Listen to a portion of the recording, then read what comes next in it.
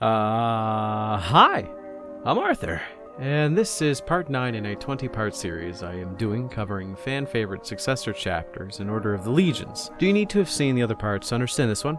No, but it would make me happy. This video is going to probably upset a few people. Or maybe not, because I am very much of two minds on the topic of today. The Blood Angels are a chapter I have grown to like more than I did when I first started doing the YouTube thing. But in general, I find I am in such a weird spot right now with this. I think they are a bit underwhelming at the best of times, but I find their successor chapters are significantly more interesting as a whole. So where does that leave us today? What chapter are we discussing? The Lamenters.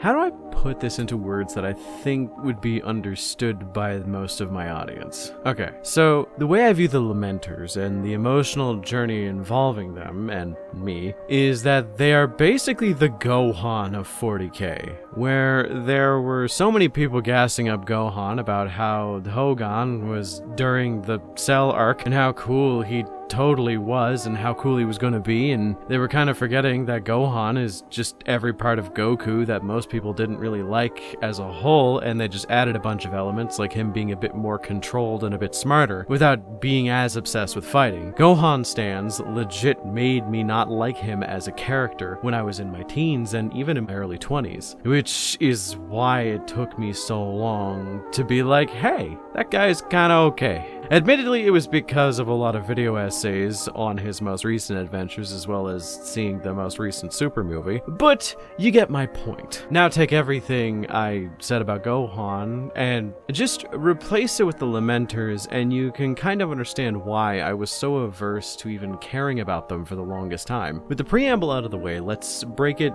down a bit, who the Lamenters are and their origins, which admittedly is pretty cool, and then go to some relevant pieces of information before we get into my breakdown of things. You know, break it down a smidge into more digestible parts. So what are the Lamenters and what makes them so interesting? It's actually all to do with their creation, which means that's a great spot to start. Basically, every now and then when people in the Imperium need a certain set of tasks to be done, pretty much indefinitely, they start a new founding of Space Marines, where about 10 to 20 new Space Marine chapters are created and sent off on their task. Chapters die off all the time, so they just keep making foundings because they just have to keep within about 1,000 chapters. During M35, a cache of unaltered pure gene seed was found, and thus a new founding was declared. But the catch was the tech priests that found it were going to tamper with it to improve upon the genetic stock that was there. Because fucking with whatever the Emperor did has always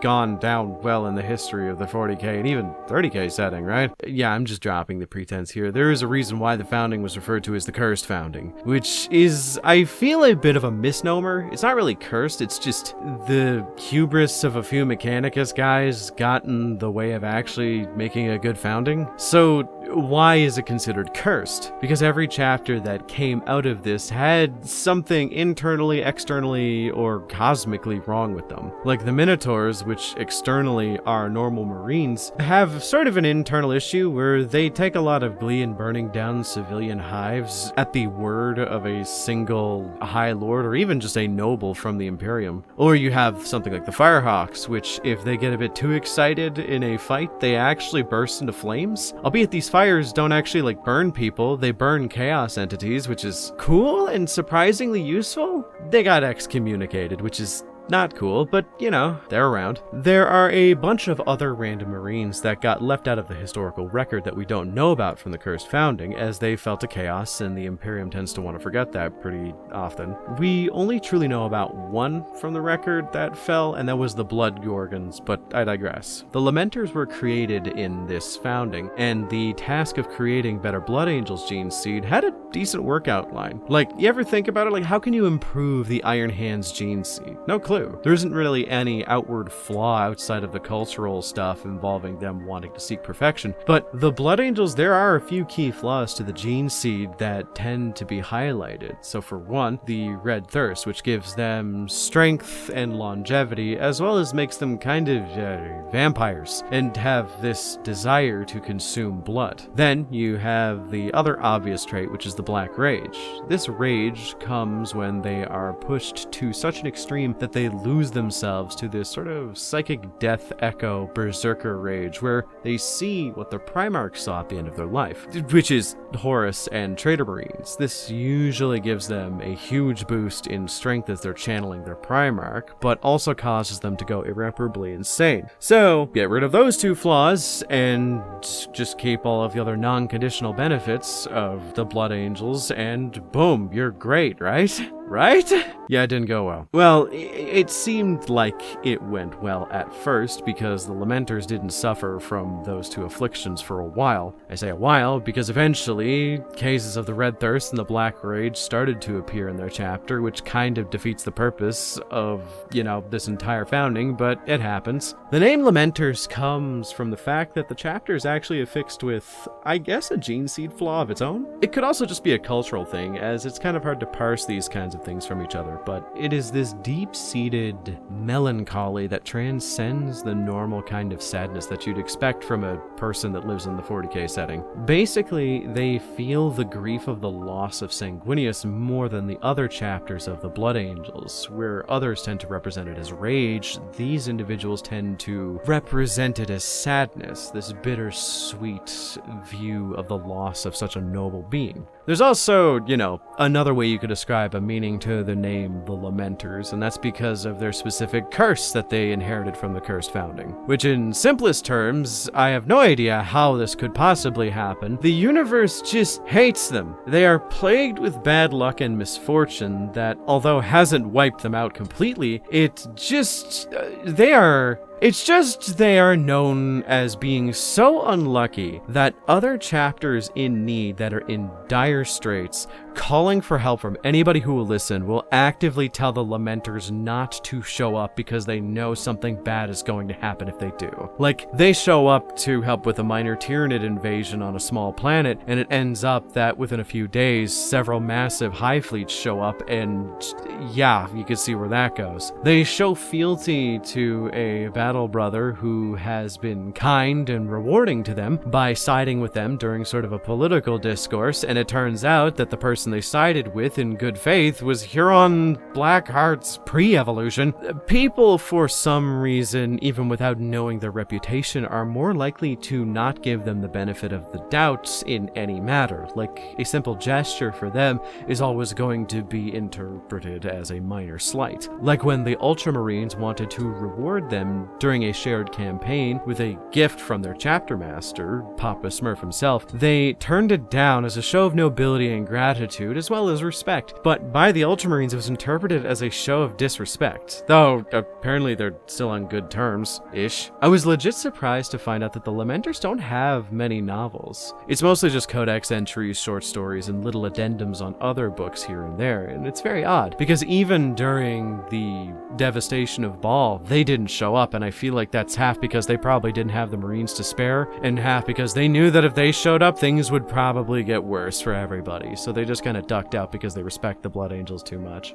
So, there isn't much to know about them other than that, but they have such a massive fan base, and they were given reinforcements from the Ultima Founding, which is way luckier than you'd expect considering what they normally go through, but it is, and as of yet, it is unknown if they are going to stay cursed because they did receive a fresh supply of gene seed from the Ultima Founding, so it might mean that they're less likely to be unlucky, I guess. So with all that out of the way, you kind of get an idea as to their whole gimmick, but I don't think I'm doing justice to why people like them, and it took me honestly a while to find out myself. So let's just get on to my opinion on them and how you should interpret them if you were me. Because basically, with everyone gassing them up, I was a little bit annoyed by the idea, focusing in on them and how they are just unlucky. It just seems like from a narrative perspective, if every single story of theirs is going to end with, and then they all almost died but won a Pyrrhic victory, it's like super repetitive, and I could not really latch onto that, which is why I was always so hesitant to read about them. This idea of repetition in terms of the stories that are being told for a faction of Marines, it annoys me, and it's something that I usually try to avoid. I try to see new stories and learn new things about chapters that have an evolving history that, can be tracked. So when I was doing my research into them, it kind of clashed with a set of movies that I've been watching recently. Much ado about nothing, but I have been kind of setting this new rule for myself, just so that I can engage with media the way that I used to when I was younger, where every week I have to watch 5 movies. Doesn't have to be new movies, doesn't have to be old movies. I have a lot of new movies that I want to get through, but I just want to engage in films like I used to when I was younger. And a movie that I was watching was called The Fifth Seal, a Hungarian film that I'm not even going to begin to pretend that I understood anything without it being explained to me. I just took it completely directly because I'm kind of an idiot, but with the aid of a friend as well as some video essays I was watching, it gave me a perspective that oddly enough aided in me kind of appreciating the Lamenters for what they are. So from a top-down perspective, looking at the narratives of the Lamenters isn't the purpose of them. You have to look at the Lamenters as if they don't exist in a vacuum, which a lot of people tend to hyperfixate on the insular notion that is most Space Marine chapters. You should compare the Lamenters to the rest of Space Marines in their founding, as well as the rest of the Marines in the stable side of the Loyalists as a whole, even the Chaos Marines that have fallen. Why? Because even though they could totally reverse their luck, see glory, and even gain greater acclaim by falling to Chaos and turning traitor, or even just turning renegade and turning against the Imperium, they choose not to. The question posed in the film The Fifth Seal that I kind of watched, that a friend of mine explained to me, is it better to be a tyrant in control of thousands with an iron grip with no conscience or guilt over your actions, or is it better to be a slave with a kind heart and a sound mind, knowing that you do what you can for the betterment of others, even at your own detriment? I think there is nobility in this idea that even the Lamenters know they are completely fucked upon any deployment, but still do it anyway, whether 'tis nobler to suffer the slings and arrows, right? I think that is why I have taken a bit of a shine to them. I like the idea of altruism without reward and even with punishment. I know there is this idea that altruism with reward isn't truly altruism, but much like most things in life, I don't think we should really think about it too much. Which is how you should see the Lamenters. They are just cool. They are a good successor of Blood Angels and do require a lot of reading to understand their perspective to truly get why people like them. But like with me, even if it takes a while, I think you'll get there. So what do you think about the Lamenters? Agree with me that from a narrative perspective, they're kind of lame, but from a world-building perspective, they are kind of amazing? Let me know in the comments down below. I know they're a bit of a fan favorite, and people have been requesting them for quite a long time. Also, remember to like and subscribe, as it helps me immensely. Special thanks to my channel members for supporting me, because with your support, I'm able to do this, but not only am I able to do this, I have a small surprise. I guess it's not really a surprise for Arthur Lord members. See, with the support of all of you, I was able to take on and actually pay an editor for this channel. Alice has been a dream to work with so far, and this is technically her 3rd video working with me. Albeit the 2nd video she did for me is going live tomorrow, but only for Arthur Lords. So if you're an Arthur Lord, you would have known that I have an editor as of last week, but I'm going to be having her work on mainstay videos on the channel from time to time, just to kind of lighten the load for me. Things are kind of getting busy in my personal life, so I kind of want to, make things a little easier on myself and a little bit less stressful. So if you want to support me and my ability to pay for better work to be done on these videos and maybe up the quality of my channel, then feel free to become a channel member today. Thanks once again for watching.